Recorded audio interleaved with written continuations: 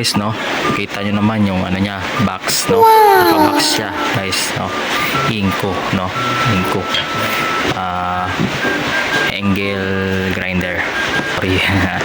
Tapos ito ay brushless motor na siya, wala na siyang hindi na siya ginagamitan ng mga brush. Bubuksan natin guys, no, talagang solid talaga, no, solid talaga, no, box pa lang talagang solid talaga. Ito, binuksan ko na guys, no. Kita nyo naman may manual siya, no. Meron siyang manual. Ito guys, manual. Meron na siyang battery guys, no. Ito, fast charger na to guys. At ito yung pinagtataka ko guys, no. Yung battery niya dito guys, na napakatindi, no. Napakataas na at napakalaki. Dati yung una kong binili sa kanila yung Barena guys, 2.0 na, yung 4.0 na, no. Sorry, nagkamali, no. 4.0 na at matagal na talaga tumalobat guys, no. Matagal na talaga tumalobat. Ito, kasi ito yung ano niya pa rin, ito pa rin yung ano niya guys, lobat, kung lobat pa o full charge. Ito, pinutin natin. Ayun, no, full charge siya guys, no. Full charge, no. Ito guys, natin dito guys, no. Tapos ito, meron siyang ano, ito yung handle, no, hawakan yung itutusok doon. Tapos ito yung ano, yung pang safety. Kasi ano, no. Tapos ito yung ano, cutting list, free cutting list na rin, eh, no. 5 pieces. Tapos ito yung ano niya, yung susi lock para sa mga blade, no, sa bala, sa cutting list. Tapos ito yung ano, yung grinder, angle grinder. Oh, kita mo naman guys na napakaganda siya guys, no. Napakaganda, smooth na smooth at wala ka talagang masasabi.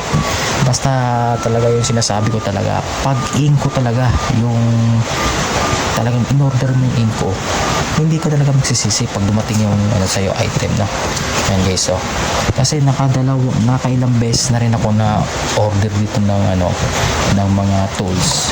Talagang napakaganda, no. Napakaganda, wala talagang masabi. Kumpara sa lahat na nagpapakyawan DIY sa bahay, kung Inco gagamitin nyo, talagang solid, hindi kayo magsisisi, matagal masira at talagang solid talaga sa banat sa mga work, kagaya ng construction work, mga DIY, wala masabi.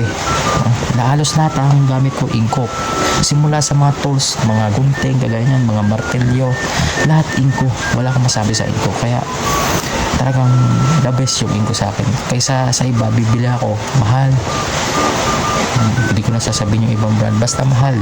Pero sa Inco, makabili ka na ng 5K, ganyan. Meron pa nga 3-in-1, 5K, 6,000, mga sale sila. Pag sa shop kayo bumili, mismong shop, mapapamahal ko. Pero kung sa TikTok, Shopee, mag-abang lang kayo ng sale. Ito, nabili ko lang ito, eh. Ano na siya, 2.7 guys, eh, no? 2.7 guys. Meron na siyang battery, no? Meron na siyang battery. Ang ganda pa ng battery. Upgraded na. Tapos meron fast charger. Hindi ko akalain na may free battery. Meron rin kasi akong Barena na dito, no? Ang bili ko yung una, bago labas, 4.5. Pero sulit, kay nagamit ko sa mga project, no? Talagang bumili talaga ako ng angle grinder kasi unang-una, safe to, safe, no? Safe. At medyo guys, medyo mahaba na rin yung video, hindi ko pa rin mapakita sa inyo kung paano siya gamitin. Ito, yan guys, oh. Tsaka ito, yung may pinagano ko. Ito, ito. Merong 3 klase. Ito. 3 power. No? Mahina, low, medium, high. No? 3 klase. No?